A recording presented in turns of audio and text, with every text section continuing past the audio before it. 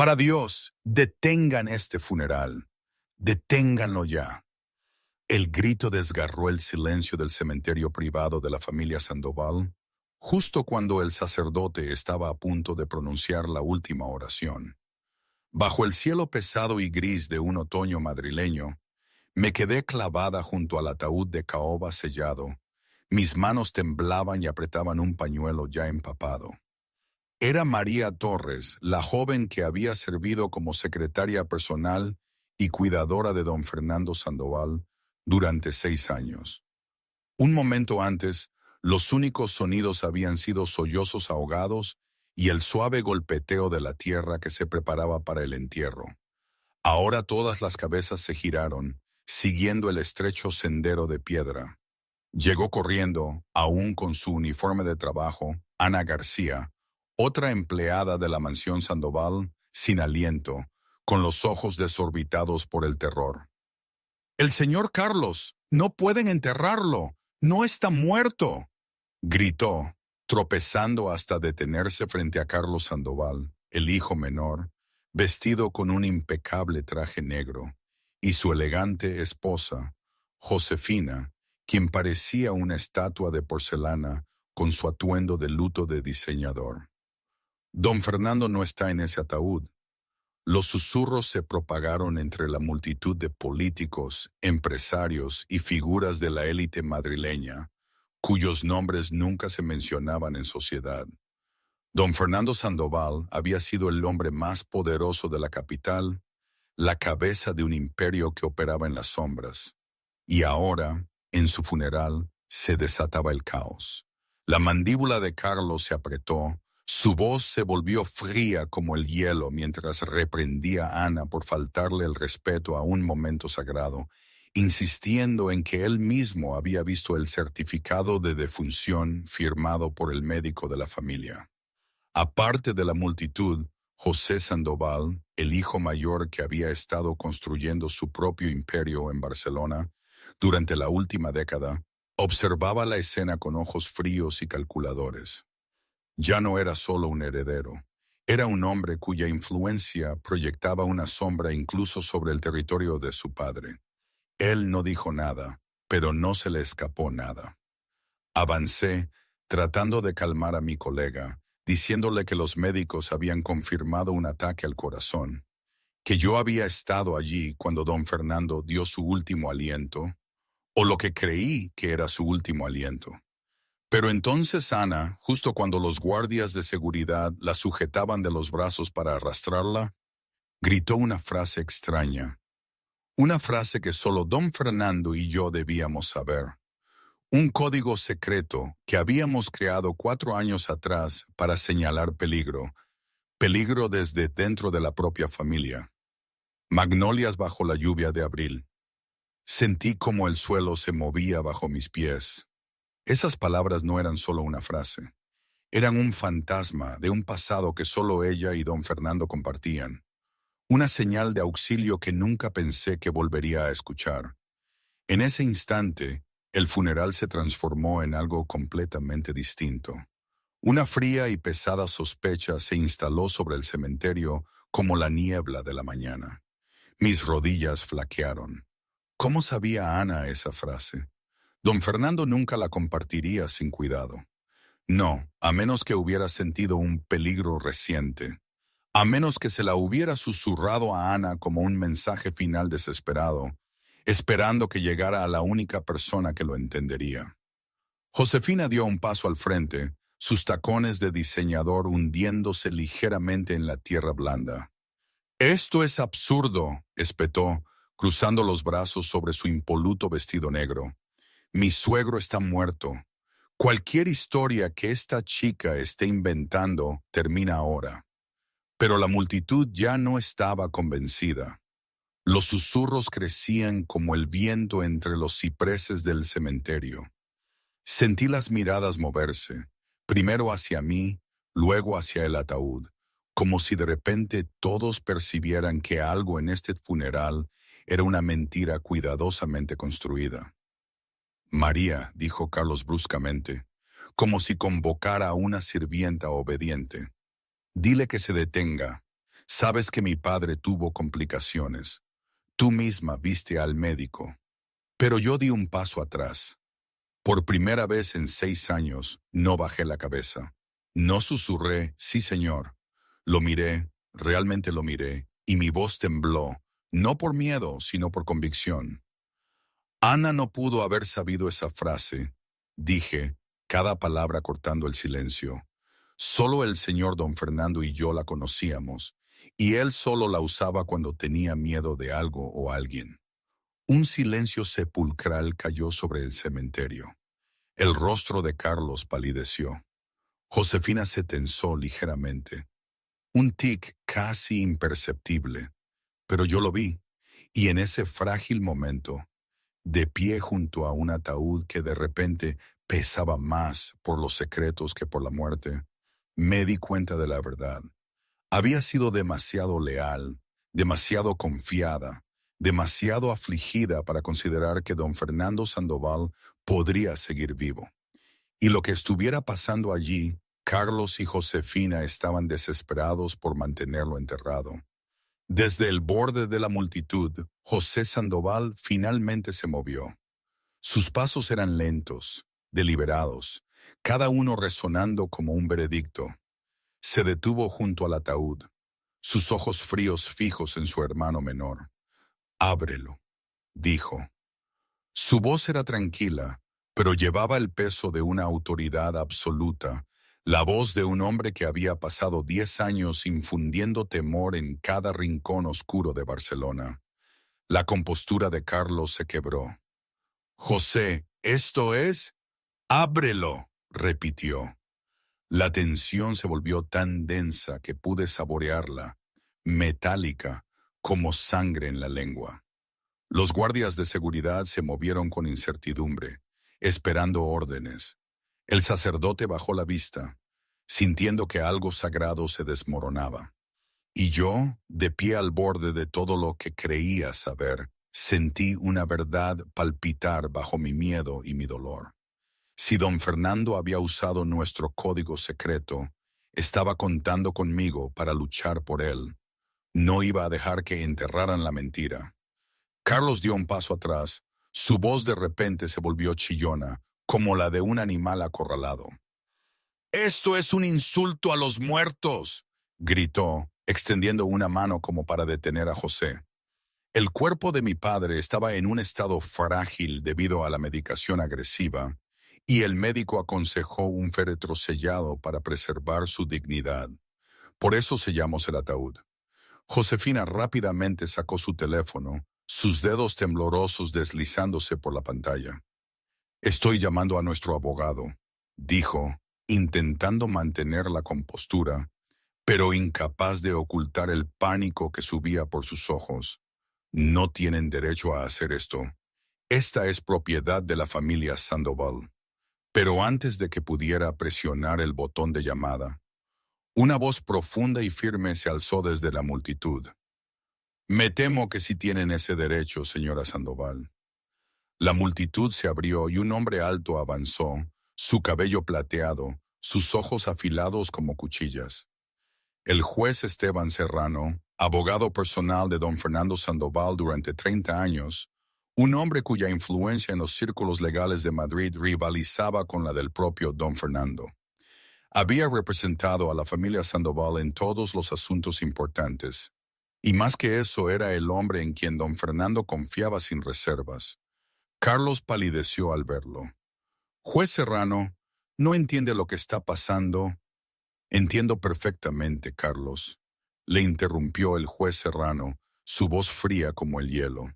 «Si hay alguna duda sobre la identidad del cuerpo en este ataúd, tenemos todo el derecho a verificarlo. Esa es la ley, y más que eso, es lo que don Fernando habría querido». Carlos abrió la boca para objetar, pero no salieron palabras. No podía enfrentarse al hombre en quien su propio padre había confiado durante 3 décadas. Hacerlo sería lo mismo que admitir que tenía algo que ocultar. José no esperó un segundo más. Se acercó al ataúd, sus dedos largos y fuertes, cerrándose alrededor del borde de la tapa de caoba. José, no, gritó Carlos. Pero ya era demasiado tarde.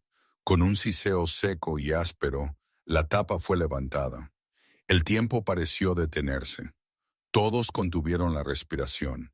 Cada mirada fija en el interior de ese costoso ataúd, forrado en seda blanca y adornado con oro. Y entonces el primer grito desgarró el aire. Dentro del ataúd no había ningún don Fernando Sandoval, ni cadáver, ni nada en absoluto, solo sacos de arena pesados envueltos en tela blanca y arreglados con cuidado para imitar la forma de un cuerpo humano. Se habían colocado piedras en puntos estratégicos para crear peso. Una representación puesta en escena a la perfección. El caos estalló como un maremoto. Los invitados se empujaban unos a otros, algunos se desmayaban, otros gritaban de horror. Reporteros aparecieron de la nada. Los flashes de las cámaras disparaban una y otra vez. La seguridad intentó controlar a la multitud, pero era inútil. Yo permanecí allí, inmóvil como una estatua. Mis ojos fijos en el ataúd vacío. Mi corazón latía salvajemente, pero no por miedo, sino por esperanza. Una esperanza salvaje, una esperanza que no me atrevía a creer, una esperanza que ardía en mi pecho como fuego. Carlos retrocedió 3 pasos, su rostro blanco como el papel. Sus labios se movían, pero no salió ningún sonido. Por primera vez en su vida, el hombre que siempre controlaba todo había perdido el control por completo. Josefina dejó caer su teléfono. El sonido metálico contra la piedra fría cortó el alboroto. No tuvo tiempo de ocultar el pánico en su rostro. Sus ojos tan abiertos que parecían a punto de salirse de sus órbitas. José permanecía junto al ataúd, su mandíbula apretada tan fuerte que los tendones se alzaban a lo largo de su cuello. Sus ojos parecían poder matar. Sin embargo, no dijo una palabra. Su silencio era más aterrador que cualquier grito. El juez Serrano se acercó, mirando dentro del ataúd con una expresión sombría. «Esto es una conspiración», dijo lentamente, «y es muy grave». En medio del caos, caí de rodillas, las lágrimas corrían por mis mejillas. Pero no eran lágrimas de dolor, eran lágrimas de esperanza. Esperanza de que el hombre que me había salvado, que me había dado una nueva vida, el hombre al que consideraba un padre, siguiera vivo en algún lugar. Mis labios temblaron, susurrando palabras que solo mi corazón podía escuchar de verdad. Está vivo. Tiene que estar vivo. Antes de que alguien pudiera reaccionar, José se movió. Rápido como una pantera, agarró a Carlos por el cuello y tiró de su hermano menor hacia una lápida cercana. La espalda de Carlos golpeó la losa helada, su rostro contorsionándose de terror. José no lo golpeó. No lo necesitaba. Su mirada era letal, y la fuerza de su mano aplastaba el cuello de la camisa de Carlos como si pretendiera molerlo hasta convertirlo en polvo. «¿Dónde está?», preguntó José, su voz baja y peligrosa como el gruñido de una bestia cazadora. «No lo preguntaré una segunda vez». Carlos intentó forcejear, pero era inútil contra la fuerza de su hermano. «No lo sé», chilló, su voz aguda. «Alguien está tendiendo una trampa a nuestra familia. ¿Por qué ibas a pensar que yo hice esto?». Intentó hacerse la víctima, con los ojos bien abiertos como si hubiera sido agraviado. ¿Por qué iba a dañar a mi propio padre? ¿Sabes cuánto le quiero? José miró fijamente a los ojos de su hermano, buscando la verdad. Pero Carlos siempre había sido bueno actuando. Había estado interpretando un papel toda su vida. Y ahora, bajo la mirada de todos, seguía actuando. José no le creía, pero no tenía pruebas. No podía hacer nada más que sujetar a su hermano así, esperando que se resbalara. Y ese desliz no vino de Carlos, vino de Josefina. «Carlos, no digas ni una palabra más», gritó, corriendo e intentando sacar a su marido del agarre de José. Su voz estaba espesa de pánico. «Hicimos todo exactamente como...». Entonces se detuvo abruptamente, como si alguien le hubiera exprimido el sonido de la garganta. Ese silencio fue más fuerte que cualquier grito. Todos se giraron para mirar a Josefina. El juez Serrano levantó una ceja. El murmullo de la multitud se apagó, y yo, aún de rodillas en el suelo, miré a la elegante mujer con ojos que habían cambiado por completo. Josefina se dio cuenta de su error. Intentó recuperarse, su voz temblorosa. «Exactamente como dijo el médico. Eso es lo que quise decir. Hicimos exactamente lo que el médico indicó sobre el manejo del cuerpo, pero ya era demasiado tarde». Esa frase inacabada era una grieta en la impecable máscara que ella y Carlos se habían esforzado tanto en construir. Exactamente como la... ¿Qué plan? ¿Quién lo planeó? Me puse de pie, mis piernas aún temblaban. No hablé, pero mi mirada se clavó en Josefina. Lo había captado, lo había oído, y no lo olvidaría. Una sirena de policía ululó a lo lejos, acercándose. El juez Serrano los había llamado en el momento en que se abrió el ataúd. 2 coches de policía se detuvieron en la puerta del cementerio, y 4 agentes se apresuraron a entrar. José soltó a Carlos cuando la policía se acercó, no porque quisiera, sino porque sabía que todo tenía que hacerse de la manera correcta. Si quería que Carlos y Josefina pagaran, no podía darles una excusa para zafarse con una acusación de agresión. El jefe de policía dio un paso al frente, mirando el forro de seda vacío con asombro. «Señor Sandoval, tiene que venir con nosotros para ser interrogado», declaró, incluso mientras los abogados de Carlos ya ladraban órdenes por teléfono para retrasar lo inevitable. Carlos aprovechó la oportunidad de inmediato. «Quiero llamar a mi abogado», dijo, su voz habiendo recuperado algo de su compostura. «Me niego a responder preguntas aquí. Ese es mi derecho». Los dientes de José rechinaron. Estaba ganando tiempo. Sabía que la policía necesitaría tiempo para reunir pruebas, obtener órdenes de registro, seguir los procedimientos, y en ese tiempo, ¿quién sabía qué podría pasarle a su padre? Si don Fernando seguía vivo, cada segundo que pasaba podría ser el último. El juez Serrano se colocó junto a José, su voz baja y grave. «Necesitamos encontrar a don Fernando», dijo. «La policía hará su trabajo, pero están sujetos a la ley. Tú...». No terminó, pero José entendió. Quería decir que José tenía recursos que la policía no tenía. Conexiones, métodos. Mientras el caos aún no se había calmado, entre los agentes interrogando a testigos y los reporteros gritando exigencias, sentí una pequeña mano tirar suavemente de mi manga. Me giré. Ana estaba allí, su rostro pálido como el papel, sus ojos enrojecidos y llenos de miedo. Pero en esos ojos vi algo más también. Resolución. «Sé dónde lo tienen», susurró Ana. Su voz temblaba tanto que tuve que inclinarme para escucharla.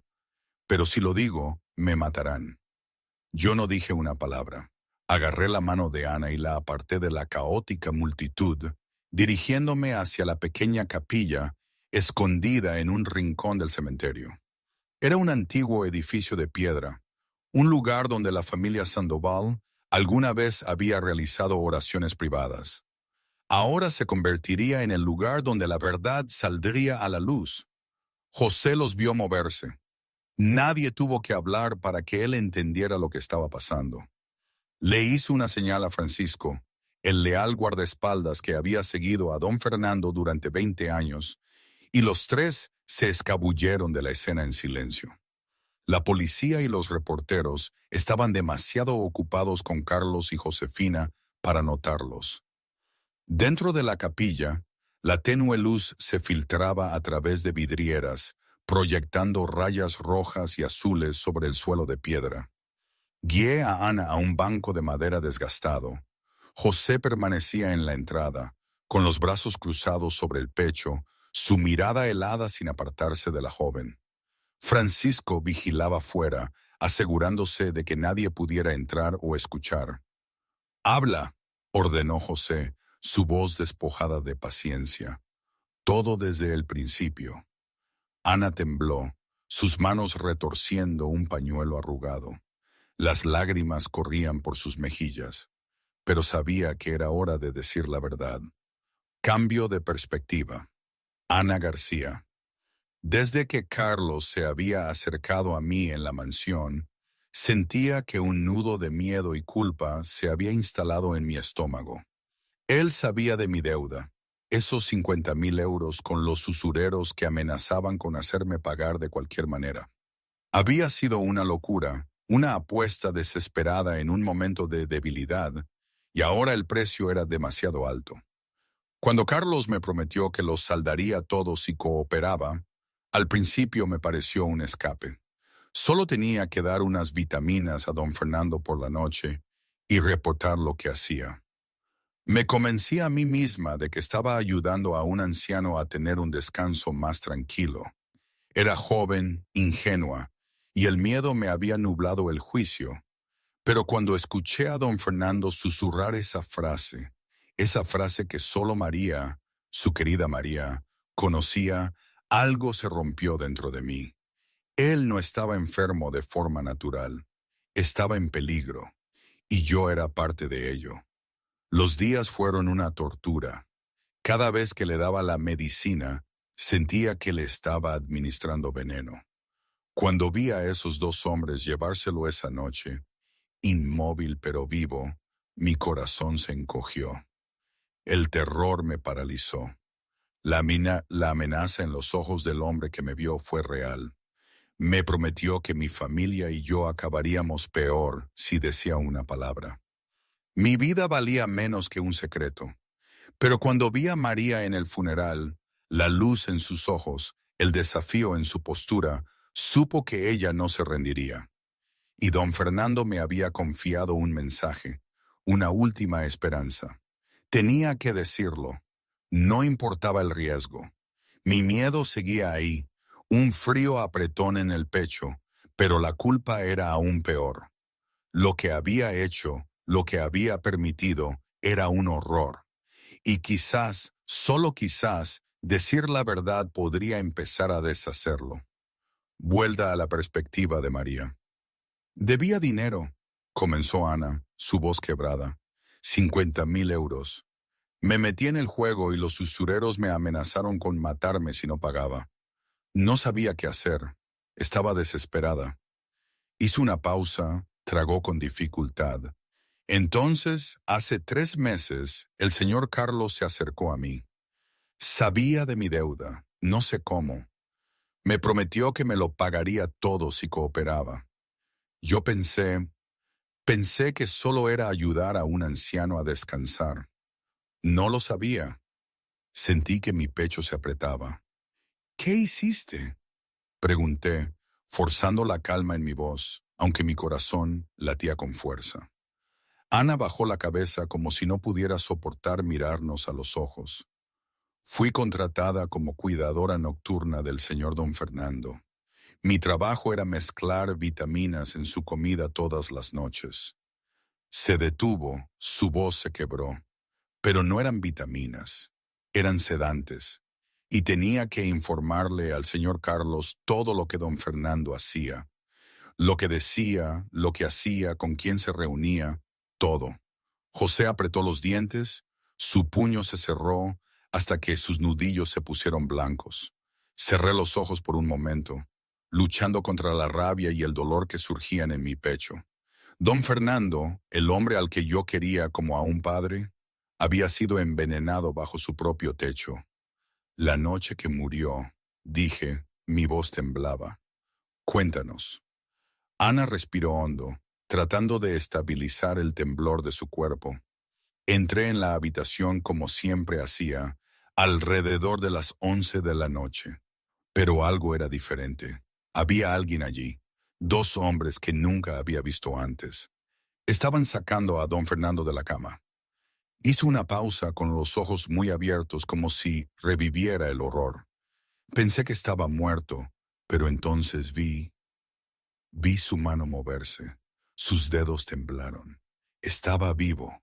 No estaban sacando un cadáver. Estaban sacando a un hombre vivo. Las lágrimas de Ana se derramaron como agua. Estaba aterrorizada. Quise gritar, pero no me atreví. Uno de los hombres me vio y me dijo, si respiraba una sola palabra, moriría. Le creí, lo vi en sus ojos. ¿Y la contraseña? Pregunté, mi corazón martilleando. ¿Cómo sabes esas palabras? Ana levantó la vista, sus ojos enrojecidos fijos en mí. Antes de que se lo llevaran, don Fernando me agarró la mano de repente. No sé si todavía estaba lo suficientemente lúcido para hacerlo. Me agarró muy fuerte y me susurró. Tuve que inclinarme para escucharlo. Cerró los ojos, tratando de recordar cada sílaba. Dijo, Magnolias bajo la lluvia de abril. Encuentra a María. No entendí lo que significaba, pero lo recordé. Y cuando te vi en el funeral, supe que tenía que decírtelo. Sentí las lágrimas resbalar por mis mejillas. Don Fernando, incluso en su momento más desesperado, seguía pensando en mí, seguía creyendo que yo lo salvaría. ¿A dónde se lo llevaron?, preguntó José, su voz cortando el silencio como una cuchilla. Ana dudó un segundo, luego respondió. Los oí hablar cuando pensaron que me había ido. Mencionaron una finca antigua en la Sierra de Guadarrama, Segovia, propiedad de la familia Sandoval, abandonada hace unos 10 años. Nadie va allí. Miró a José, y vi al señor Carlos ir allí 3 veces la semana antes del funeral. No sabía por qué, pero ahora sí. José se puso de pie de un salto, cada músculo de su cuerpo tenso como un alambre. Conocía esa finca. Su padre la había comprado hacía años. Un lugar apartado que la familia rara vez usaba. Un lugar perfecto para esconder a alguien donde nadie lo encontraría. Segovia, dijo, su voz fría como el acero. 2 horas en coche. Nos vamos ahora. Luego se giró hacia mí, y el borde duro de sus ojos se suavizó ligeramente cuando me miró. Vienes con nosotros. Eres la única en quien confiaba.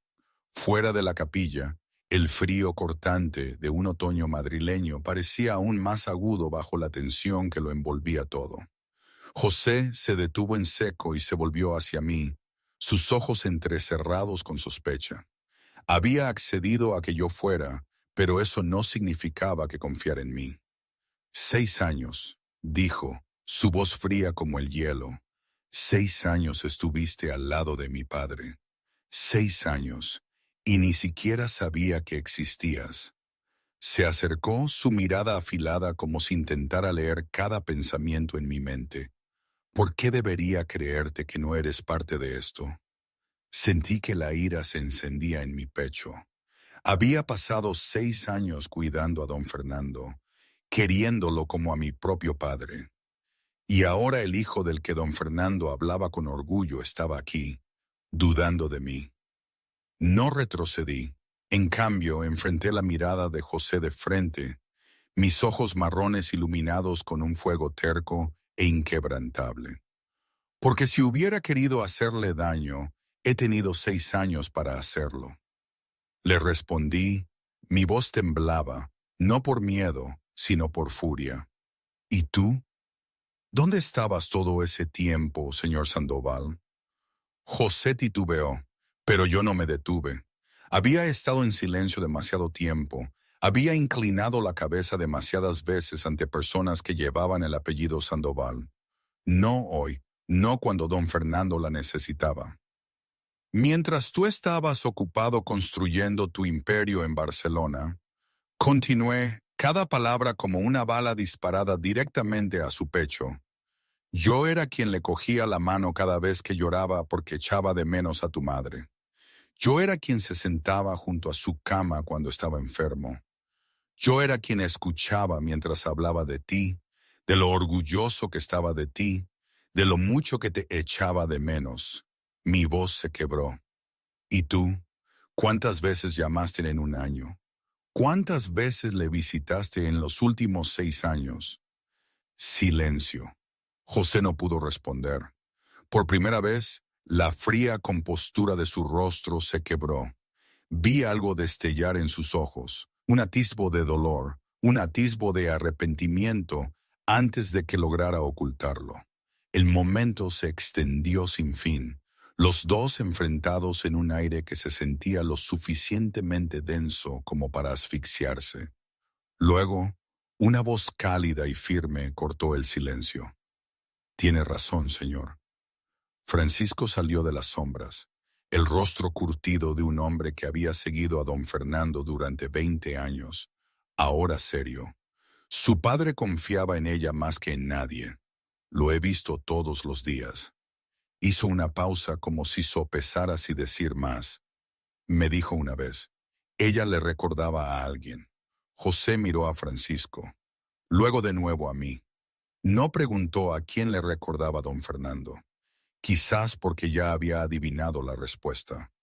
A su madre, Eleonora Sandoval, la mujer a la que don Fernando nunca había dejado de amar, aunque se hubiera ido hacía más de 20 años. Al fin, José asintió. Un pequeño movimiento, pero suficiente para que yo entendiera. No se disculpó, no admitió haberse equivocado, pero lo aceptó. Por ahora, eso era suficiente. Nos vamos, dijo, su voz un tono menos fría. El juez Serrano se quedará aquí y vigilará a Carlos y Josefina. Trabajará con la policía. No podemos esperar a que obtengan una orden de registro. Podrían pasar días.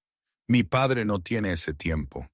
El juez Serrano, que había estado cerca desde hacía quién sabe cuánto tiempo, asintió con la cabeza. No les quitaré los ojos de encima, dijo. Tú ve a buscar a don Fernando. Tráelo de vuelta. El elegante sub negro de José estaba esperando en el aparcamiento. Francisco abrió la puerta y se deslizó en el asiento del conductor.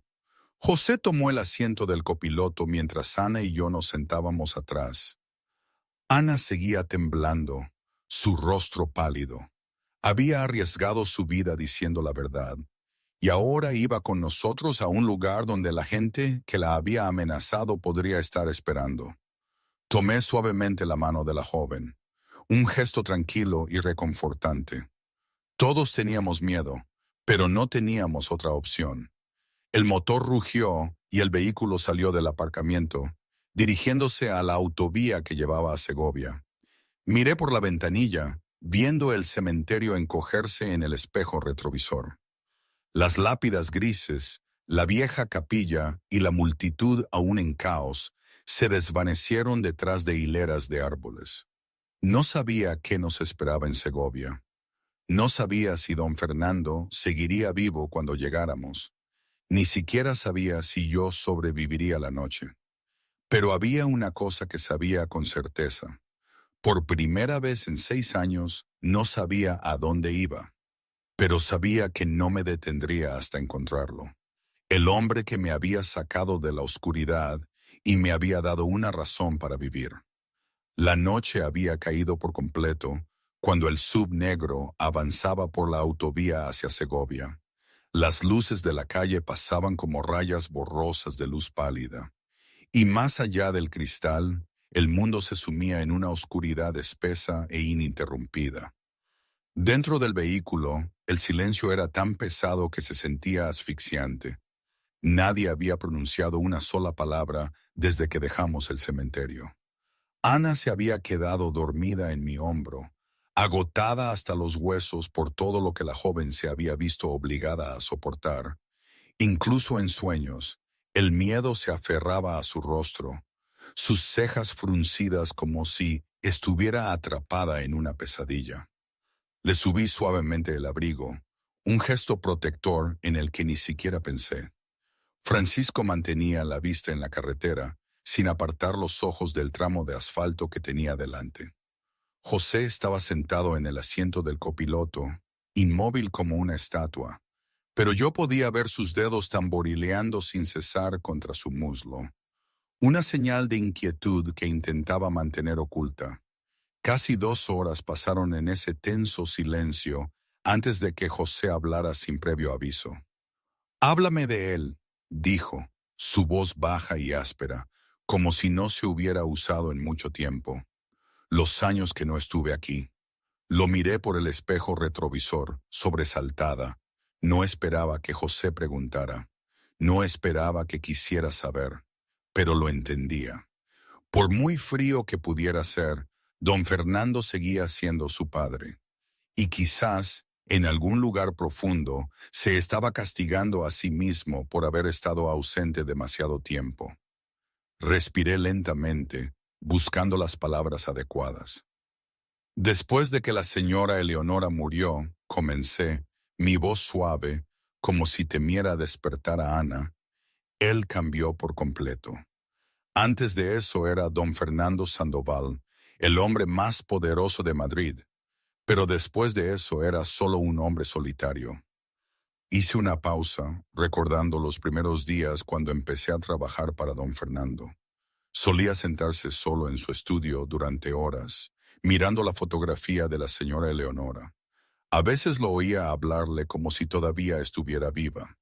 Le contaba el día, las decisiones que tenía que tomar, las preocupaciones que llevaba. Mi voz se tensó. La echaba mucho de menos. Podía sentir su dolor en la forma en que suspiraba. José no dijo nada, pero vi su mandíbula apretarse. «Y a ti», continué. Él guardaba tu foto en su escritorio, justo al lado de la señora Eleonora. Todas las mañanas me preguntaba, «¿Cómo está mi hijo en Barcelona? ¿Está bien? ¿Está comiendo suficiente?» Dibujé una sonrisa triste y tierna.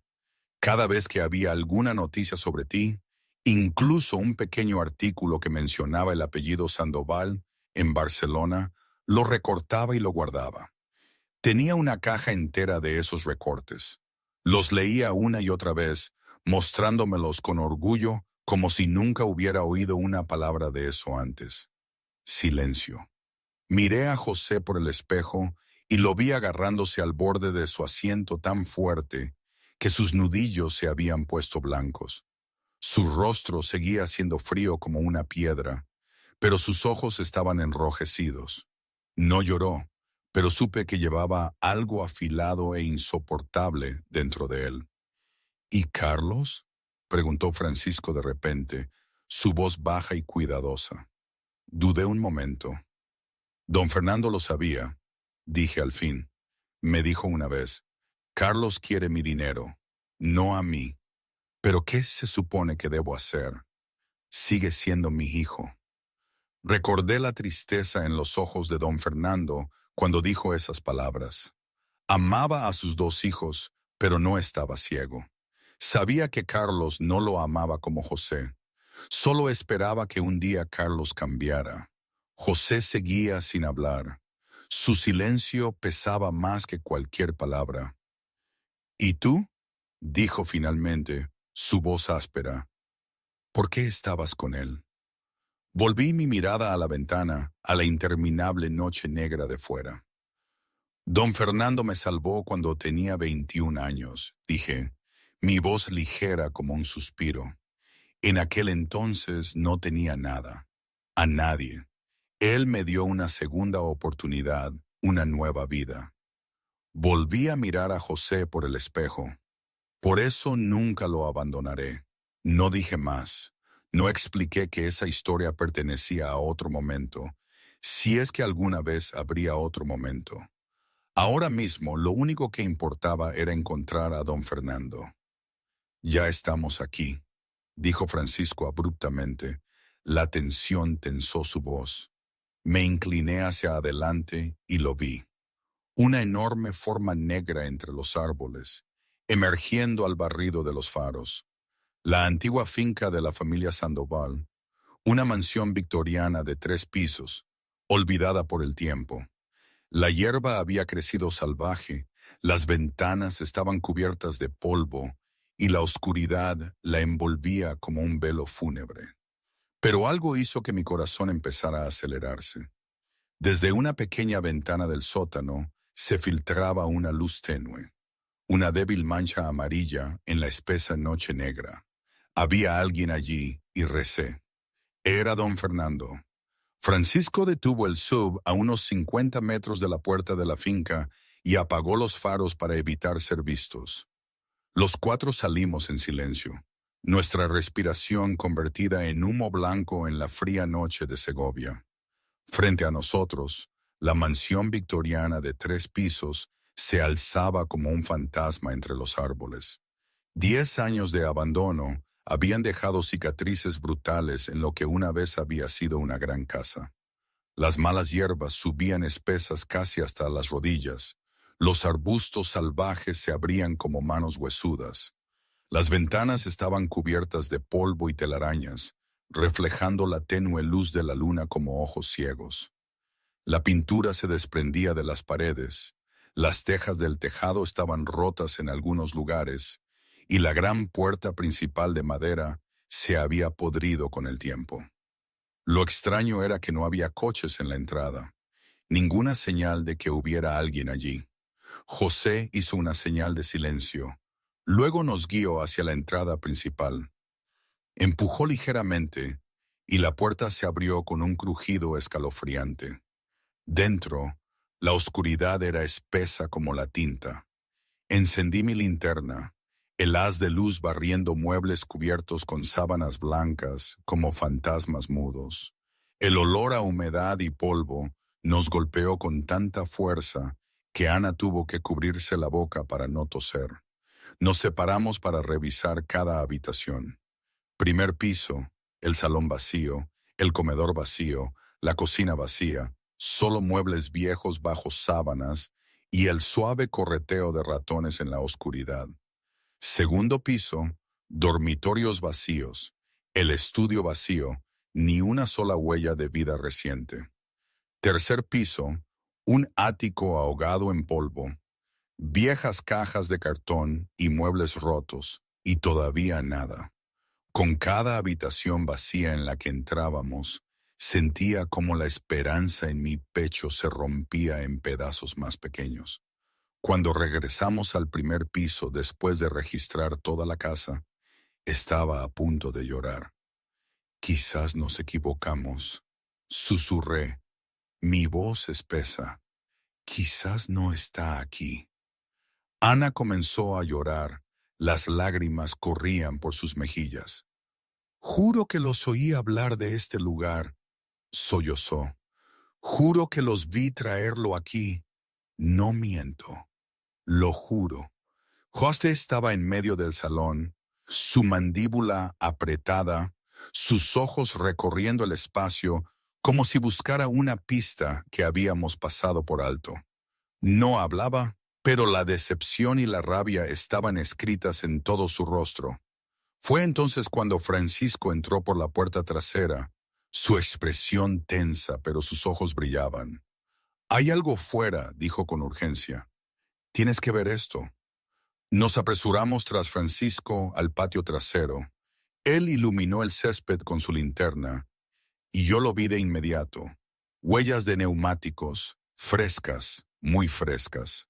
La hierba aplastada aún estaba húmeda con el rocío de la noche. Prueba de que un vehículo había pasado por allí en los últimos días. Las huellas no conducían a la casa principal. Se curvaban detrás de ella hacia una pequeña zona boscosa a unos 50 metros de distancia. «Síganme», dijo Francisco, guiándonos por la hierba. Seguimos las marcas, abriéndonos paso entre la maleza espesa hasta que llegamos a un pequeño claro entre los árboles. Y allí, escondida bajo el dosel, había una puerta de sótano. Estaba hecha de roble grueso, vieja y cubierta de musgo. Se mezclaba tan bien con el suelo circundante que no la verías a menos que supieras exactamente dónde buscar. Pero había una cosa que no coincidía en absoluto con la antigüedad de la puerta: la cerradura. Una cerradura de acero inoxidable, brillante, completamente nueva. El tipo de cerradura industrial pesada que usarías en una bóveda, no en un viejo sótano en el bosque. Mi corazón golpeó contra mis costillas. Era eso. Estábamos en el lugar correcto. José volvió al sub en busca de herramientas y regresó con unos alicates y una palanca. No dijo una palabra, solo se puso a trabajar en la cerradura con feroz concentración. Yo me puse a su lado, apretando la linterna con tanta fuerza que mis nudillos se blanquearon. Mi corazón latía en mi pecho, cada latido como una cuenta regresiva hasta el momento en que la verdad sería expuesta. Francisco vigilaba, una mano apoyada en la pistola de su cinturón, sus ojos escaneando el oscuro bosque a nuestro alrededor. Ana se acurrucó detrás de nosotros, temblando de frío y miedo. Con un chasquido seco, la cerradura se abrió. José levantó la puerta del sótano y una ola de aire viciado nos golpeó de lleno en la cara. El olor a polvo, el olor a medicina y algo más. El olor a vida desvaneciéndose lentamente. El haz de la linterna cayó hacia abajo, revelando una vieja escalera de piedra que descendía a la oscuridad. No esperé. Grité a la oscuridad de abajo, mi voz quebrada por la emoción y la esperanza. «Don Fernando, ¿está ahí abajo?» Silencio. Un silencio que se extendió hasta que dolía respirar. Sentí como si mi corazón estuviera siendo estrujado en un puño. Entonces lo oí. Una tos débil y áspera que surgía de lo profundo de la oscuridad, y después de eso una voz temblorosa, ronca y frágil, pero una voz que reconocería en cualquier lugar. «María, ¿eres tú, hija mía?» José no dudó ni un segundo. Me quitó la linterna de la mano y comenzó a bajar los escalones de piedra, cada paso firme, pero cauto. El haz de luz barrió la densa oscuridad, revelando peldaños resbaladizos y húmedos, cubiertos de musgo. Yo lo seguí de cerca. Mi corazón latía tan fuerte que podía oírlo resonar dentro de mi cráneo. Cuanto más profundo íbamos, más pesado se volvía el aire, rancio a moho, a medicina, y a un olor que me hacía querer llorar, el olor a vida desvaneciéndose lentamente en la oscuridad. Francisco se quedó en la abertura del sótano para vigilar, con la mano en su arma, mientras Ana estaba a su lado, temblando. Al final de las escaleras me di cuenta con un sobresalto de que el sótano era mucho más grande de lo que había imaginado. No era una bodega común. Había sido renovado, dividido en varias habitaciones pequeñas por paredes de ladrillo. Alguien había preparado este lugar, lo había planeado con antelación. Esto no fue un acto impulsivo, fue un complot cuidadosamente calculado.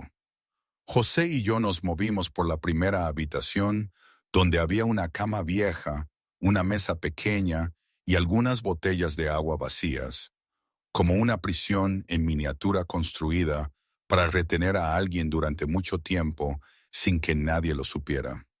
La segunda habitación era muy similar, vacía, pero mostrando signos de haber sido usada recientemente. Llegamos a la última habitación, donde había una pesada puerta de madera con un pestillo por fuera. José no necesitaba que nadie le dijera qué hacer. Retrocedió un paso y pateó la puerta con todas sus fuerzas. Voló hacia adentro con un fuerte estruendo, y lo que vi dentro me robó el aliento. Don Fernando Sandoval yacía en una cama vieja, sus manos atadas al armazón con tiras de tela. Sus ojos estaban cerrados, su rostro tan demacrado que era casi irreconocible. Sus mejillas se habían hundido. Sus labios estaban secos, partidos y agrietados. Una barba incipiente cubría su barbilla. El hombre que una vez había sido el capo más poderoso de Madrid, ahora era solo un fantasma de sí mismo. Pero su pecho aún subía y bajaba débilmente, lentamente. Pero estaba allí, estaba vivo. Don Fernando Sandoval estaba vivo. Junto a la cama, una botella de agua vacía yacía de lado en el suelo. Lo habían dejado aquí, dándole solo la cantidad de agua suficiente para no morir de inmediato, pero no la suficiente para dejarle fuerzas para defenderse. Habían tenido la intención de dejarlo languidecer en la oscuridad, solo, como un animal abandonado. Corrí hacia la cama y caí de rodillas sobre el suelo helado sin dudarlo. Tomé la mano huesuda de don Fernando, sintiendo la piel seca y fría bajo mis dedos. Las lágrimas brotaron sin control, corriendo por mis mejillas y cayendo sobre su mano. «Estoy aquí», susurré, mi voz tan ahogada que era casi inaudible. «Estoy aquí, don Fernando. Estás a salvo ahora».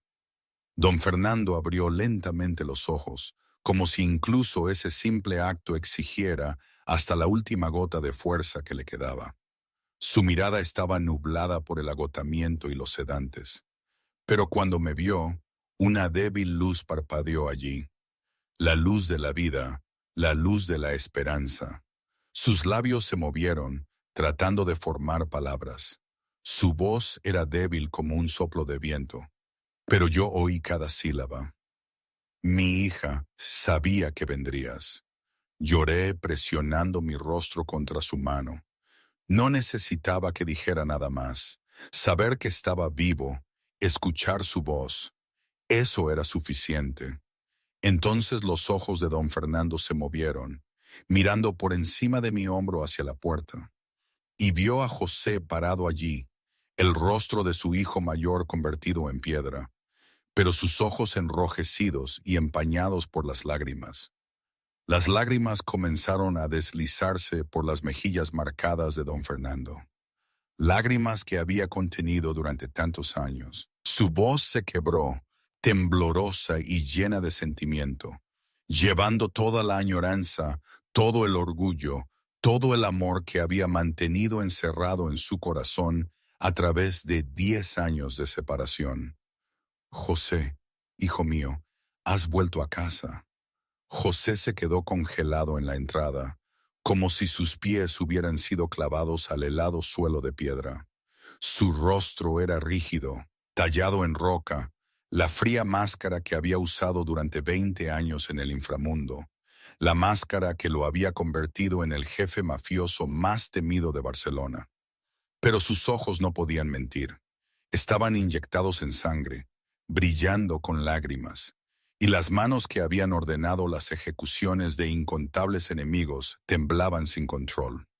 Una década, 10 años en Barcelona, construyendo un imperio, expandiendo territorio, convirtiéndose en un hombre que todo el inframundo trataba con receloso respeto. Durante esos 10 años, solo había llamado a casa unas pocas veces al mes, siempre diciendo que estaba ocupado, siempre prometiendo que volvería pronto y nunca haciéndolo.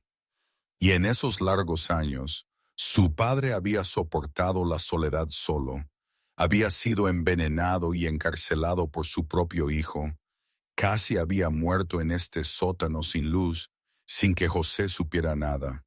¿Cuándo fue la última vez que abrazó a su padre? José no podía recordarlo. Tal vez fue en el funeral de su madre, hace más de 20 años. Después de eso, había construido un muro entre él y todos los sentimientos, incluido el amor por su padre. ¿Cuándo fue la última vez que dijo «te quiero»? Ni siquiera estaba seguro de haberlo dicho alguna vez como adulto. Había dejado que el trabajo se lo tragara todo. Había dejado que la ambición nublara lo que realmente importaba. José avanzó, cada paso lento, como si caminara sobre cristales rotos. Cada pisada se sentía pesada, no por la piedra fría, sino por el peso de la culpa y el arrepentimiento que lo oprimían. Cuando llegó a la cama, se dejó caer de rodillas, sus rótulas chocando con la piedra húmeda, mientras ponía su rostro al nivel del de su padre. Y por primera vez en 20 años, el capo mafioso más frío de Madrid lloró. No una o dos lágrimas, sino una avalancha que no pudo detener, corriendo por sus afiladas facciones, cayendo sobre la mano de su padre. «Papá». La voz de José se quebró, ronca y temblorosa como la de un niño que ha perdido el camino a casa. «Lo siento, siento no haber estado aquí». Don Fernando levantó una mano temblorosa y tocó la mejilla de su hijo. La mano estaba tan débil que casi no le quedaba fuerza. Sin embargo, el gesto contenía todo el amor que había sentido por su hijo durante 36 años. «Estás aquí ahora», susurró, su voz áspera pero cálida. «Eso es suficiente.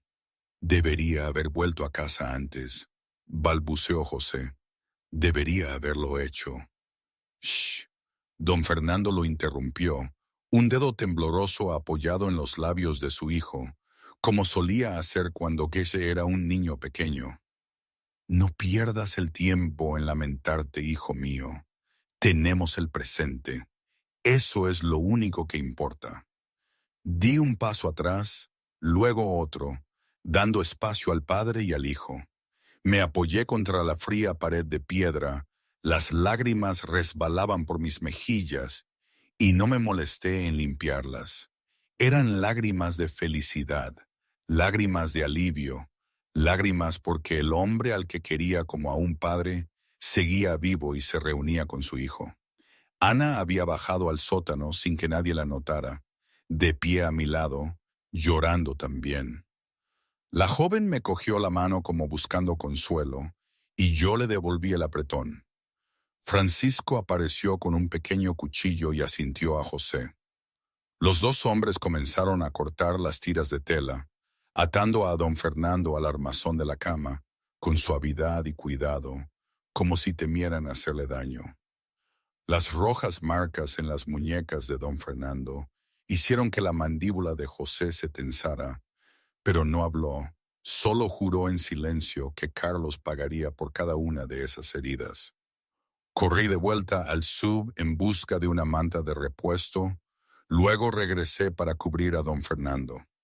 Cogí una botella de agua de la mochila de Francisco, levanté cuidadosamente la cabeza de don Fernando y le di pequeños sorbos. «Despacio, don Fernando», susurré. «Solo un poquito cada vez». Don Fernando bebió como un hombre sediento, pero yo controlé la cantidad para que no se ahogara. El color comenzó a regresar a su rostro ceniciento, aunque todavía parecía desgarradoramente débil.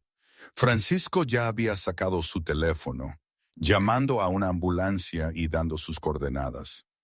Al mismo tiempo, llamó a más de su gente para asegurar la zona.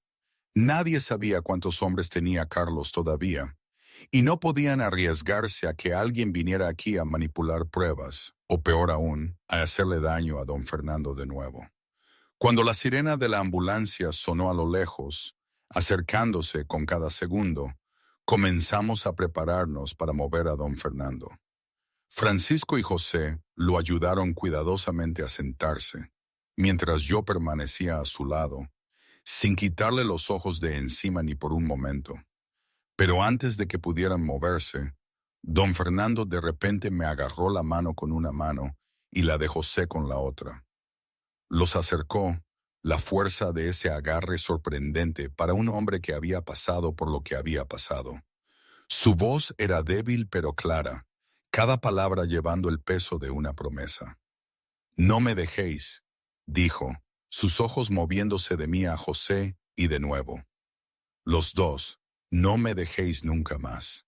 La sirena de la ambulancia rasgó la tranquila noche de Segovia, mientras el vehículo corría por la autovía hacia el hospital más cercano. Dentro, don Fernando yacía en la camilla con una máscara de oxígeno sellada sobre su rostro y una vía intravenosa en su delgado brazo. Los médicos de urgencias se movían rápidamente a su alrededor, revisando su presión arterial, su frecuencia cardíaca y una serie de otros signos vitales. Yo me sentaba cerca, mi mano aferrada a la de don Fernando, como si pudiera desaparecer en el instante en que lo soltara. José se sentaba frente a mí, su rostro tenso, sus ojos sin apartarse de su padre. Un joven médico estudió los números del monitor. Luego se volvió hacia nosotros con voz grave y dijo que era deshidratación severa, una sobredosis de sedantes, y unos días más y... No terminó porque no era necesario. Todos entendimos que unos días más y don Fernando se habría ido. Quizás era el oxígeno y los líquidos. O quizás era el simple hecho de que las personas que amaba finalmente estaban allí. Pero don Fernando poco a poco se volvió más lúcido. Sus ojos no estaban tan nublados como en el sótano. Y cuando habló, su voz seguía siendo débil, pero mucho más clara que antes. Dijo que tenía que contarnos lo que sabía. Le apreté la mano con más fuerza y le dije que debería descansar, que podía esperar. Pero don Fernando me interrumpió, firme incluso a través de su fragilidad, y dijo, no necesitaban saberlo. Respiró hondo a través de la máscara de oxígeno y comenzó. Dijo que había fingido estar más confuso de lo que realmente estaba, que cuando pensaban que estaba inconsciente, él seguía escuchando porque quería entender lo que tramaban. La mandíbula de José se apretó, su puño se cerró con fuerza. Don Fernando continuó, sus palabras llevando el dolor de un padre traicionado por su propio hijo, y dijo que Carlos y Josefina se susurraban entre sí cuando creían que estaba dormido, y él los oyó preguntar, ¿cuánto más? Y si el testamento ya había sido cambiado. Hizo una pausa, tragando algo que dolía demasiado como para nombrarlo. Luego dijo que una noche escuchó a Josefina decir que José estaba a punto de regresar y que tenían que terminar con esto. Sentí que la sangre en mis venas se helaba. Lo habían calculado todo. Habían planeado matar a don Fernando antes de que José regresara y descubriera la verdad.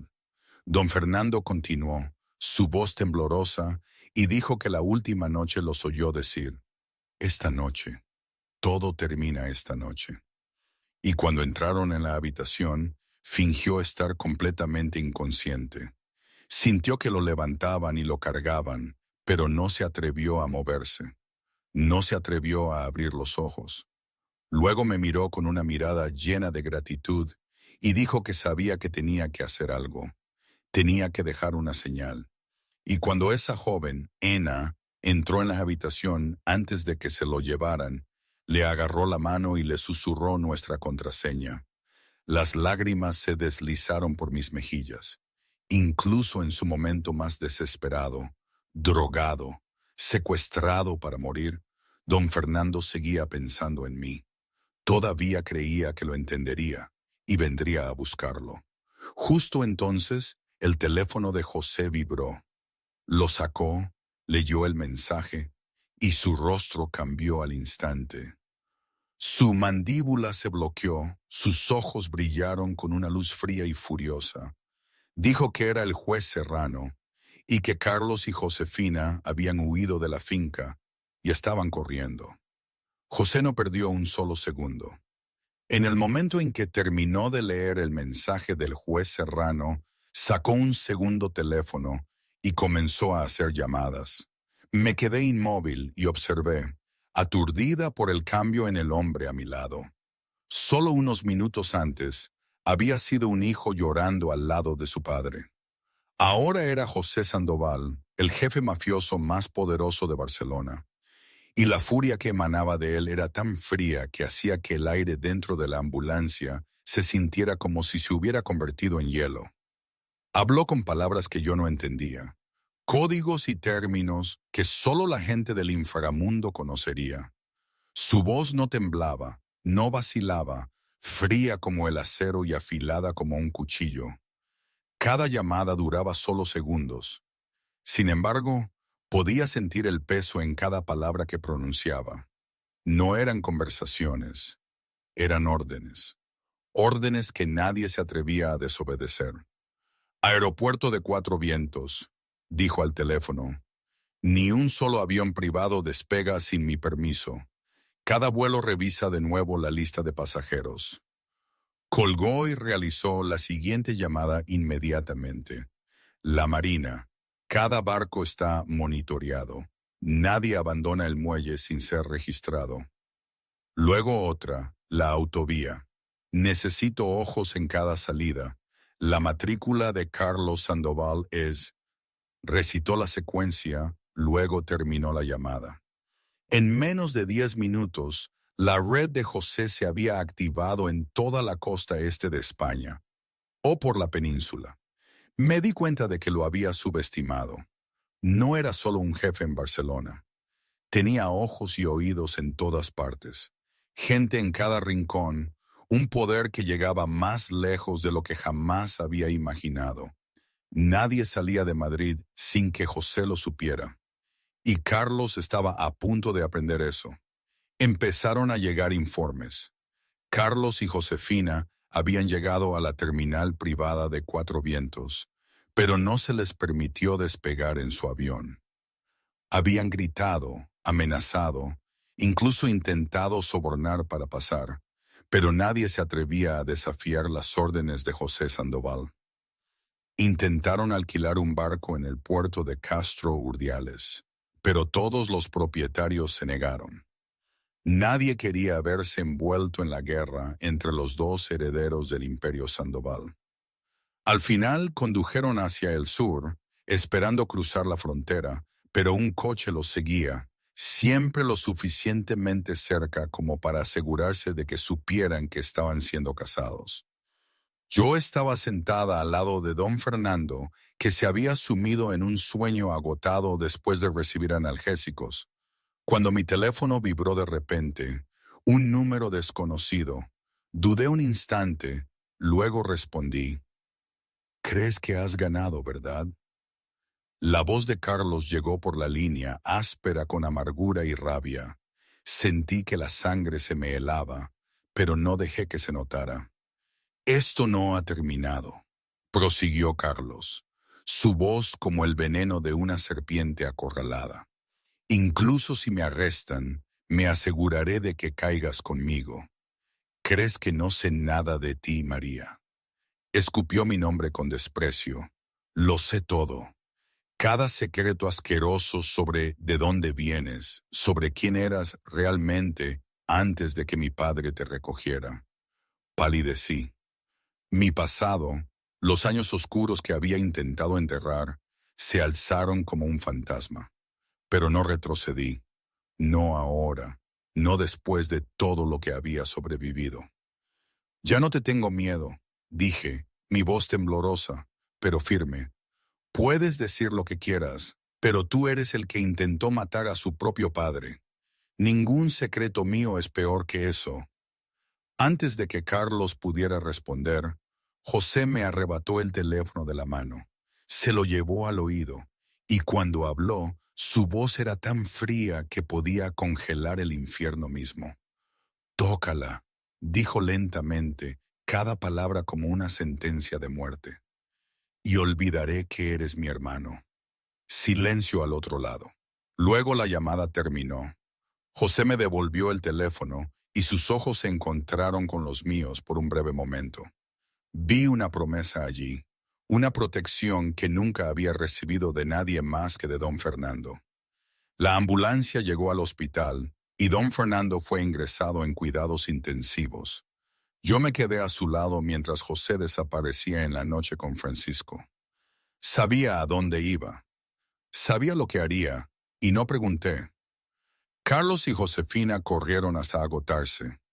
Todas las carreteras estaban bloqueadas, cada escape sellado. Por fin regresaron al único lugar que creían seguro, el único lugar donde esperaban poder negociar, la mansión principal de la familia Sandoval en Madrid. Quizás pensaron que podrían usar dinero. Quizás pensaron que podrían usar secretos, los secretos que conocían sobre el Imperio Sandoval, para negociar su libertad. Quizás pensaron que Hast no se atrevería a hacerles nada dentro de la casa de su padre. Se equivocaron. Cuando Carlos y Josefina entraron en la mansión, el salón estaba sumido en la oscuridad. Estaban a punto de encender las luces cuando las luces se encendieron solas. Y allí, sentado en el sillón de don Fernando Sandoval, con una pierna cruzada sobre la otra, sus ojos fríos como el hielo, estaba José. Había estado esperando como una pantera que espera que su presa caiga por sí sola en la trampa. ¿A dónde creéis que ibais a correr, hermanito? Carlos y Josefina se quedaron paralizados en medio del salón, como dos animales salvajes acorralados en un callejón sin salida. El rostro de Carlos estaba blanco como el papel, el sudor le perlaba la frente, sus ojos buscando una vía de escape que no existía. Josefina estaba a su lado. La impecable elegancia que siempre mantenía se disolvió ahora, reemplazada por un pánico que no podía ocultar. José estaba sentado en el sillón de don Fernando, la silla que su padre había ocupado durante décadas mientras dirigía el Imperio Sandoval. Era el asiento del poder, y José se sentaba allí como si hubiera nacido para pertenecer a él. La cálida luz amarilla del salón no hacía nada para suavizar la frialdad de su rostro. Sus ojos eran dos trozos de hielo, vacíos de emoción, conteniendo solo un juicio despiadado. Francisco bloqueaba la puerta principal, mientras otros 4 hombres de la cuadrilla de José cubrían las salidas restantes. No había salida, ningún lugar a donde huir. Carlos y Josefina estaban completamente atrapados. Y justo aquí, justo ahora, su alianza comenzó a desmoronarse. Josefina de repente dio un paso al frente, empujando a Carlos a un lado. «Fue todo idea de Carlos», gritó, su voz aguda por la desesperación. «Yo solo hice lo que él me dijo. Yo no quería hacer daño a nadie. Yo solo...» «No mientas», interrumpió Carlos, volviéndose hacia su esposa con una mirada llena de furia y traición. «Tú fuiste quien lo planeó todo. Tú fuiste quien encontró los sedantes. Tú fuiste quien contrató a los hombres que custodiaban el sótano. Tú fuiste quien decidió qué día lo terminaríamos». Se lanzaron puñaladas verbales el uno al otro como 2 perros hambrientos peleando por el último trozo de carne. Las acusaciones volaban de un lado a otro, cada uno intentando cargarle toda la culpa al otro para salvar su propio pellejo. Esto era lo que realmente eran. Egoístas, cobardes, dispuestos a traicionar a cualquiera si significaba proteger su propia piel. «Basta». La voz de José no era fuerte, pero cortó sus gritos como una cuchilla. Carlos y Josefina se callaron de inmediato, volviéndose hacia él con miedo. José se puso de pie, luego caminó hacia ellos con pasos lentos y medidos. «No me importa quién culpe a quién», dijo con hielo en cada sílaba. «Quiero saber por qué». Se detuvo frente a Carlos y lo miró fijamente a los ojos. «Es nuestro padre». «¿Tu padre? ¿Por qué?» Carlos tembló bajo la mirada de José. En ese momento, cada máscara que había usado durante años se derrumbó por completo. Y lo que quedó fue un hombre lleno de heridas y amargura. «Tú lo tuviste todo», comenzó Carlos. Su voz temblaba de resentimiento. «El imperio, el respeto, el amor de papá». Dejó escapar una risa amarga. «Siempre fui el otro hijo, el que se quedó atrás para limpiar lo que dejabas». Las palabras brotaron de él como una inundación que había estado represada demasiado tiempo. Cada vez que hacía algo bien, papá decía, «José lo haría mejor». Cada vez que tomaba una decisión, papá preguntaba, «¿Qué piensa José? Ni siquiera estabas aquí». Y tu sombra seguía cubriendo todo lo que hacía. Sus ojos estaban rojos, no de remordimiento, sino de años de celos y rabia. ¿Sabes lo que se siente ser invisible en tu propia familia? Yo no lo quería muerto, solo quería que me viera. Solo una vez, como te ve a ti. José permaneció inmóvil, su rostro no mostraba nada. Pero dentro de él algo se estaba rompiendo. No porque sintiera pena por Carlos, sino porque comprendía que el hermano pequeño al que una vez había querido se había ido hacía mucho tiempo, reemplazado por un extraño hecho de odio. Josefina, viendo a Carlos destruirse, habló. Carlos es débil, dijo fríamente, sin fingir más ser una víctima. Ni siquiera pudo hacer esto bien. Levantó la barbilla y miró a José con abierta desafiante. Yo fui quien lo planeó. Quería dinero, poder, el nombre Sandoval. Tu padre era solo un obstáculo en el camino. La crueldad en su voz hizo que incluso Carlos se estremeciera. José miró a Josefina por un largo momento. Luego se volvió hacia Carlos. No gritó, no golpeó. No hubo la rabia explosiva que el mundo imaginaba de un jefe mafioso. En cambio, simplemente se encontró con los ojos de su hermano, y lo que dijo dolió más que cualquier golpe. Estás muerto para mí, dijo José, su voz baja y definitiva como una sentencia de muerte. A partir de este momento, no tengo un hermano.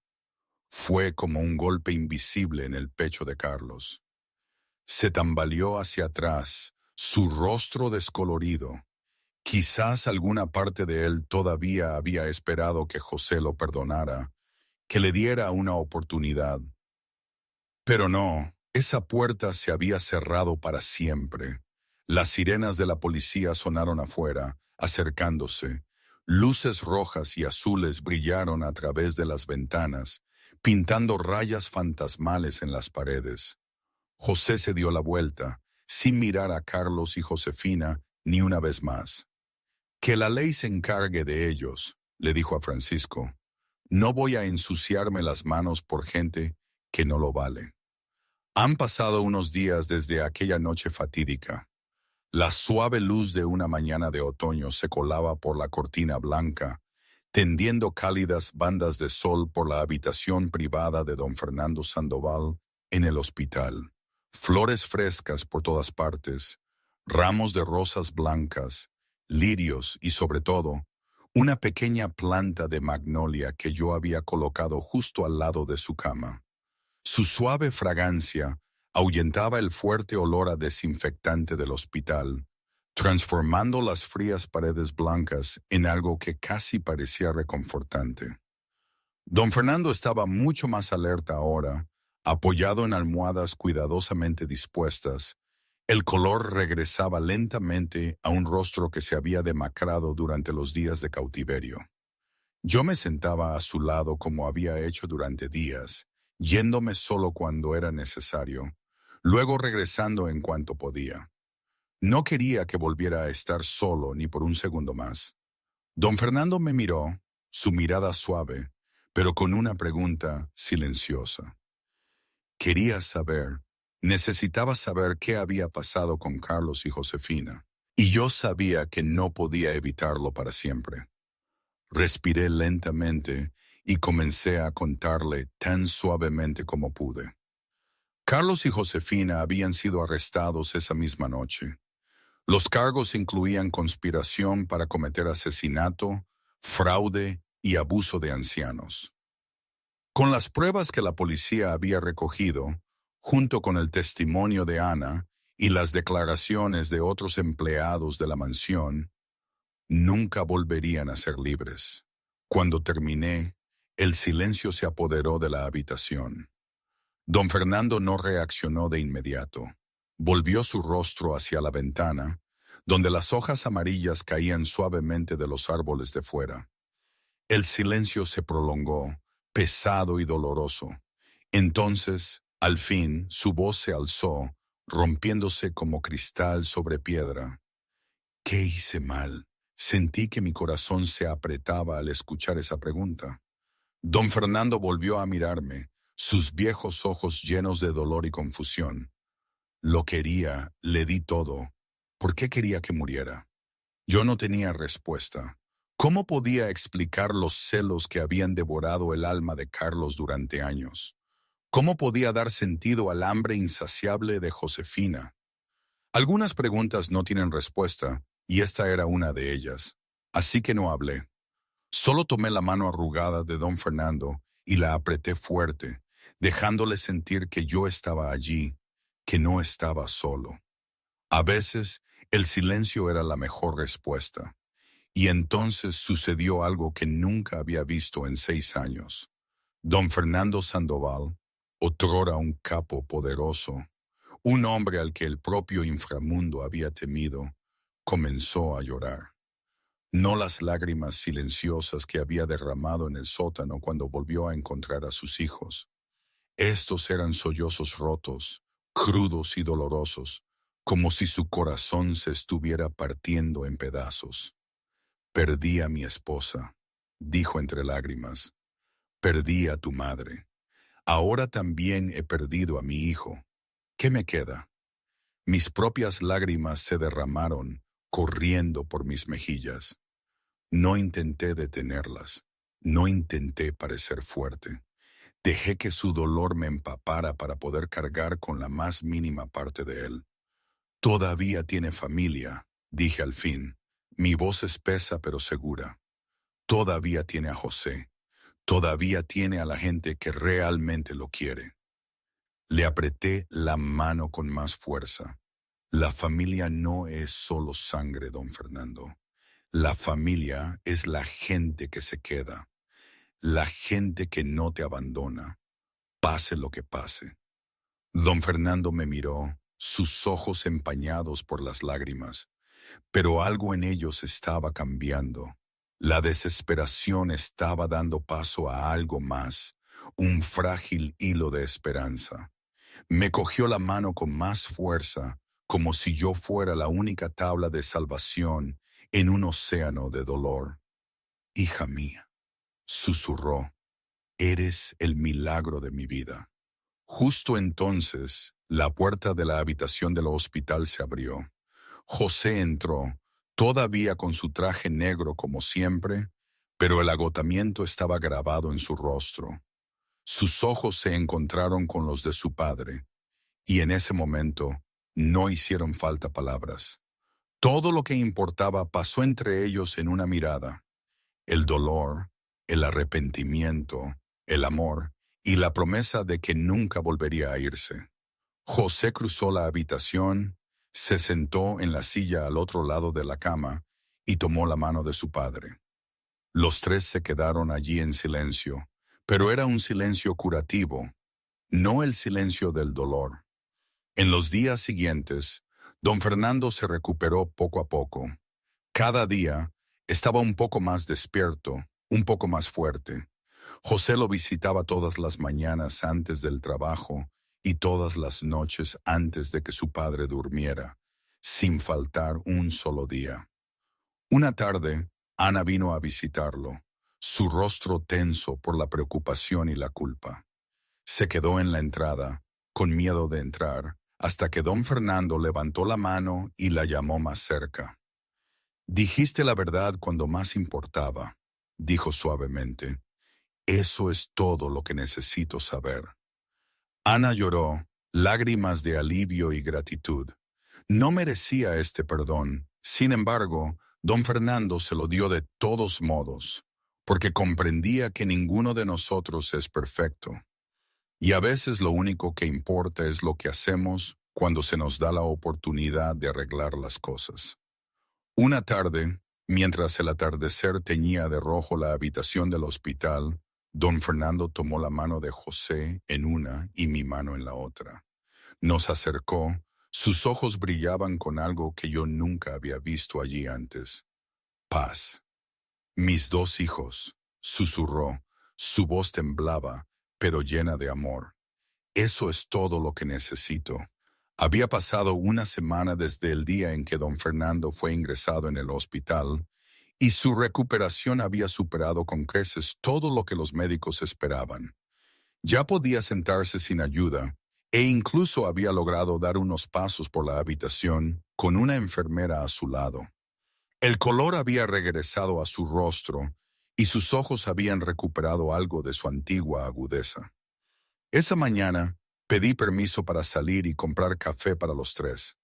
Había estado al lado de don Fernando toda la semana casi sin descanso. Y José insistió en que necesitaba salir a respirar aire fresco, aunque fuera solo por unos minutos. Cuando la puerta se cerró detrás de mí, don Fernando se volvió hacia su hijo, con una seriedad en su mirada que José nunca antes había visto. «Hay algo que necesito contarte», dijo, su voz baja y firme, «sobre María». José levantó una ceja, inseguro de lo que su padre quería decir. En los últimos días había aprendido a confiar en mí. Había visto lo que yo estaba dispuesta a sacrificar, cuán completamente me había entregado a su padre, pero todavía no entendía verdaderamente el vínculo entre nosotros. No entendía por qué su padre confiaba en una joven que parecía haber venido de la nada. Don Fernando respiró hondo, como si se preparara para hablar por fin de una historia que había mantenido enterrada durante demasiado tiempo.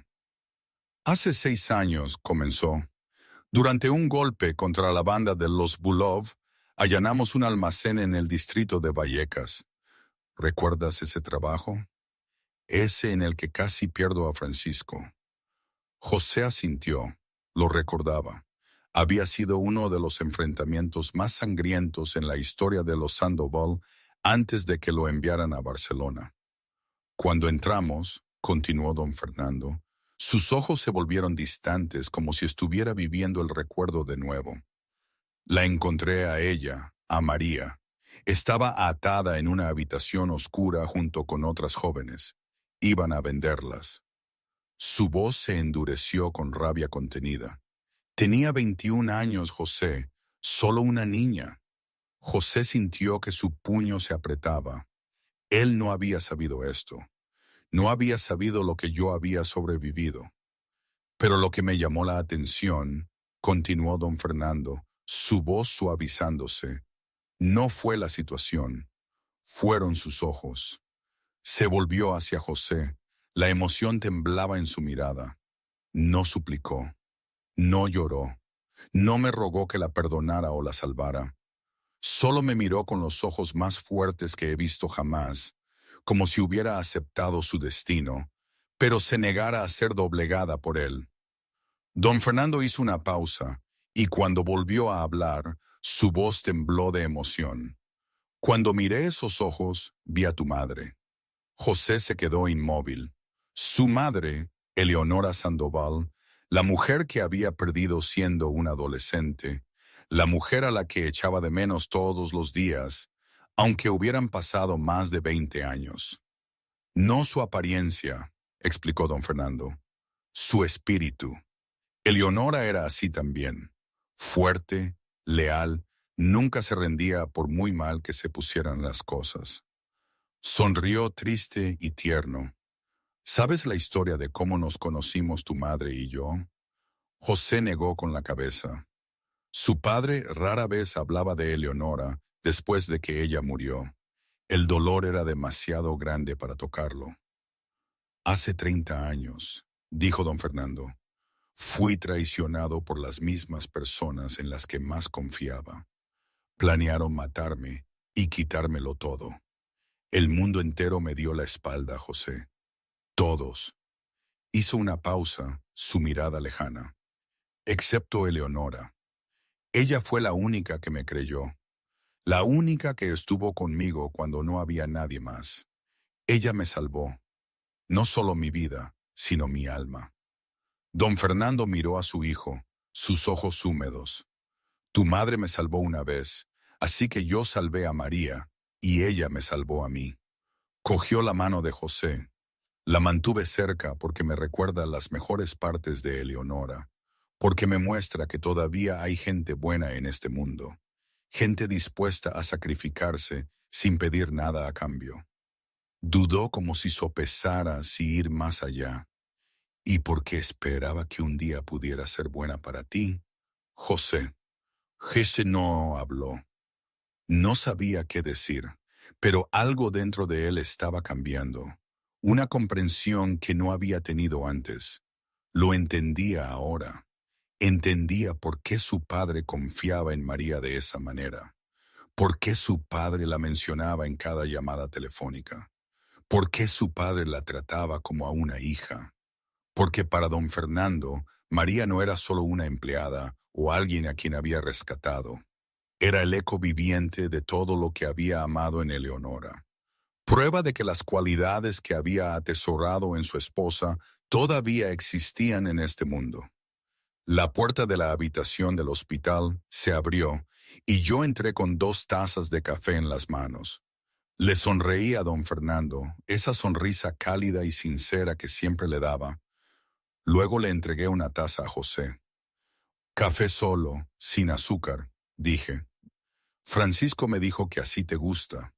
No sabía lo que acababan de decir sobre ella. No sabía el secreto que don Fernando había guardado durante 6 años. Simplemente era ella misma, considerada y atenta como siempre. José tomó la taza, y cuando sus dedos se rozaron por accidente, él me miró. Realmente me miró por primera vez. No como se mira a la cuidadora de su padre, no con la sospecha que había llevado el día que se conocieron, sino viéndome, a la mujer que había salvado a su padre, salvado a su familia sin pedir nada. Y en ese momento, José Sandoval entendió por qué su padre había pasado 6 años protegiéndola. 2 semanas después de ser ingresado, don Fernando Sandoval fue finalmente dado de alta del hospital. Pero no regresó a la extensa mansión Sandoval, el lugar que guardaba demasiados recuerdos dolorosos y demasiada traición. En cambio, José compró una casa nueva, mucho más pequeña, escondida en un tranquilo suburbio de Segovia. Era una encantadora casa de 2 pisos con un jardín de flores al frente, grandes ventanas que captaban la luz del sol y un amplio porche que daba a una hilera de arces que cambiaban con la estación.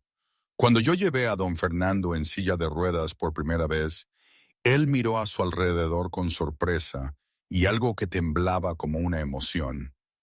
No necesito una mansión, dijo, su voz inestable. Necesito un hogar, y este es. José estaba cerca, observando a su padre con una rara sonrisa en la boca. Había tomado la decisión más importante de su vida. No regresaría a Barcelona. Todo allí había sido entregado a las personas en las que confiaba, las manos adecuadas que lo habían apoyado durante años. «Me necesitas aquí», le dijo a don Fernando cuando su padre le preguntó sobre planes para el futuro. «Y he estado lejos de casa demasiado tiempo». Los días siguientes transcurrieron en una paz que ninguno de ellos había creído que se les permitiría tener. Yo me quedé al lado de don Fernando como siempre lo había hecho durante 6 años, cuidándolo en cada comida, cada pastilla, cada hora de sueño. Pero ahora ya no estaba sola. José estaba aquí y su presencia cambió todo de maneras que nunca esperé. Pequeños momentos comenzaron a acumularse, como gotas formando un arroyo. Cuando le daban la medicina a don Fernando juntos, sus manos se rozaban por accidente, y ambos se sobresaltaban como si una pequeña corriente hubiera recorrido sus cuerpos. Cuando sus ojos se encontraban a través del salón, apartaban la vista demasiado rápido, como niños sorprendidos haciendo algo que no debían. José comenzó a pedir mi opinión sobre todo. ¿Qué debía comer don Fernando? ¿Cuándo debía tomar su medicación? Incluso decisiones más grandes sobre cómo proteger a su padre de cualquier amenaza que pudiera seguir existiendo. Y yo comencé a sonreír más cuando él estaba cerca. Mi sonrisa, la que don Fernando decía que era exactamente como la de Eleonora, aparecía con más frecuencia que nunca. Una tarde, después de que don Fernando se hubiera quedado profundamente dormido después de la cena, salí al porche y me senté sola. La noche de Segovia estaba despejada. 1 millón de estrellas brillaban como diamantes esparcidos sobre terciopelo negro. Me senté en una silla de mimbre con las rodillas pegadas al pecho, mirando al cielo y pensando en todo lo que había sucedido en las últimas semanas. Mi vida había cambiado por completo, y todavía no me había puesto al día con ello. Suaves pasos sonaron detrás de mí. Me giré y vi a José salir, sosteniendo 2 tazas de té humeantes. No habló, solo me dio una y se sentó en la silla a mi lado. Nos sentamos en silencio durante mucho tiempo, ambos mirando el cielo estrellado, ambos escuchando a los insectos cantar en el jardín. Luego José habló, su voz baja y sincera. Te debo más de lo que jamás podría pagar. Me volví hacia él, sorprendida. No lo hice para que me pagaran, dije suavemente. Es mi familia. José se quedó en silencio de nuevo, como si sopesara cada palabra. Me equivoqué contigo, dijo por fin. Sus ojos se encontraron con los míos. Desde el principio dudé de ti, no confiaba en ti. Te traté como si fueras el enemigo. Hizo una pausa, respirando lentamente. Lo siento. Sonreí ligeramente, llena de comprensión. Estabas protegiendo a tu padre, dije. Lo entiendo. Si yo estuviera en tu lugar, probablemente habría hecho lo mismo. Volvimos al silencio, pero ahora era cómodo, no tenso ni forzado. Era el silencio de 2 personas que habían pasado por el infierno juntas y habían sobrevivido. Dejé mi té y me levanté, con la intención de volver adentro. Pero antes de que pudiera dar un paso, la mano de José se cerró suavemente sobre la mía. No apretada, no exigente, solo un toque tan ligero como una pluma. Y fue suficiente para detenerme. Quédate, dijo, su voz áspera y baja, casi un susurro. Con mi padre, conmigo. Dudó, buscando las palabras adecuadas. No como una empleada, como familia. No respondí. Bajé la vista a su mano que sostenía la mía, sintiendo el calor de su piel contra la mía. Mi corazón se aceleró. 1000 pensamientos destellaron en mi mente en un instante. Entonces, sin una palabra, me senté de nuevo a su lado. Por primera vez, no aparté mi mano. Nos sentamos allí, 2 siluetas contra un cielo empapado de estrellas, cogidos de la mano, en silencio. No hicieron falta palabras, porque a veces el corazón sabe lo que el lenguaje no puede decir. 3 meses después, el Juzgado Federal de Madrid estaba abarrotado. El caso Sandoval se había convertido en la noticia más importante del año, atrayendo la atención de la prensa de todo el país. Reporteros de todos los medios importantes se agolpaban en las escaleras exteriores. Cámaras y micrófonos apuntaban a cualquiera que saliera por las puertas principales. La historia de un hijo y una nuera que conspiraban para matar a un padre por su fortuna había conmocionado a España. Y hoy era el día en que se dictaría el veredicto final. Dentro de la sala del tribunal, el aire era tan tenso que se hacía difícil respirar. La evidencia llegó metódicamente, hermética, imposible de negar. Las recetas falsificadas vinculadas al doctor Vidal, los sedantes que le había dado a don Fernando durante meses bajo la apariencia de vitaminas y suplementos, los mensajes de texto entre Carlos y Josefina, sus frías conversaciones sobre acabar con don Fernando, sobre cambiar el testamento, sobre dividir los activos después de su muerte, imágenes de las cámaras de seguridad de la finca abandonada, que mostraban a Carlos llegando allí varias veces la semana antes del funeral simulado, y los registros financieros que exponían el esquema de la herencia a la vista, transacciones sospechosas, cuentas ocultas, dinero movido para prepararse para una nueva vida después de que don Fernando supuestamente hubiera fallecido. Los testigos subieron al estrado uno por uno. Ana García, la joven que había sido coaccionada para participar en la trama, caminó hasta el banquillo de los testigos con el rostro pálido, pero los ojos firmes. Su voz temblaba al contar lo sucedido, pero no se echó atrás. Habló de los sedantes, de la noche en que se llevaron a don Fernando, de la contraseña que le susurró al oído como una súplica desesperada de rescate. El doctor Vidal, el hombre sobornado para escribir recetas fraudulentas, confesó también a cambio de indulgencia.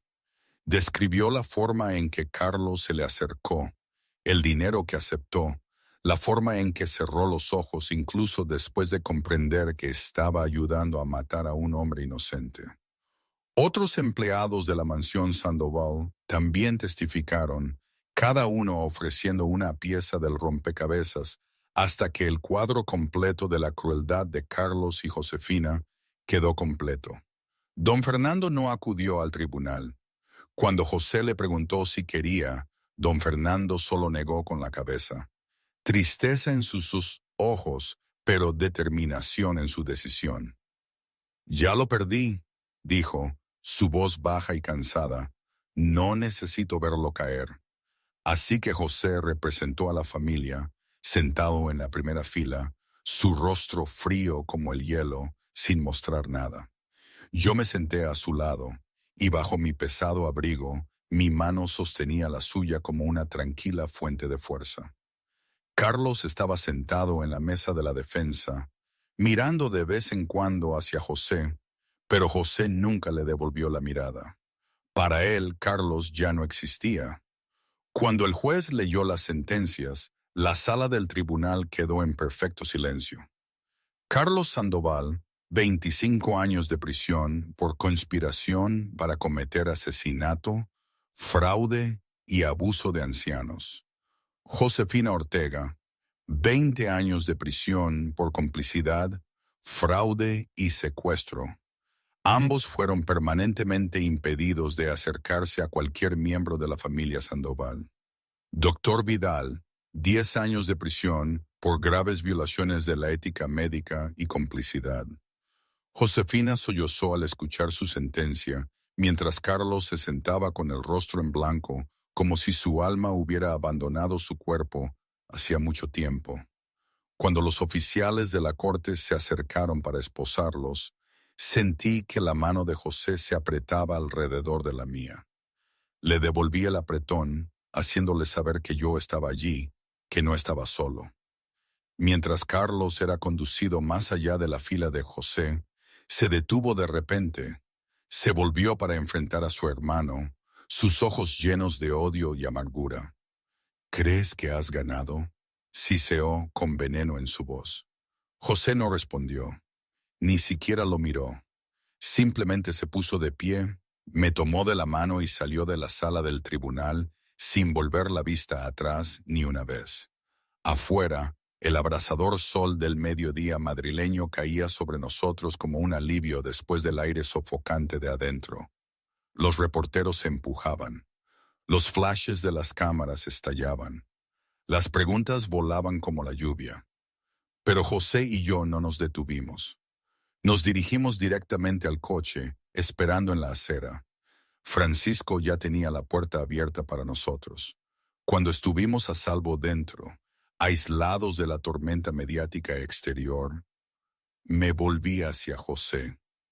«Se acabó, ¿verdad?», pregunté suavemente. José me miró y por primera vez en meses sonrió. No la sonrisa fría, no la aguda y burlona que había visto antes. Una sonrisa real, cálida y llena de esperanza. «No», dijo, «esto es solo el principio. Ha pasado un año desde que finalmente se hizo justicia.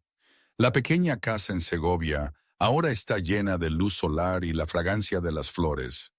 Don Fernando Sandoval se ha recuperado por completo. Puede caminar libremente.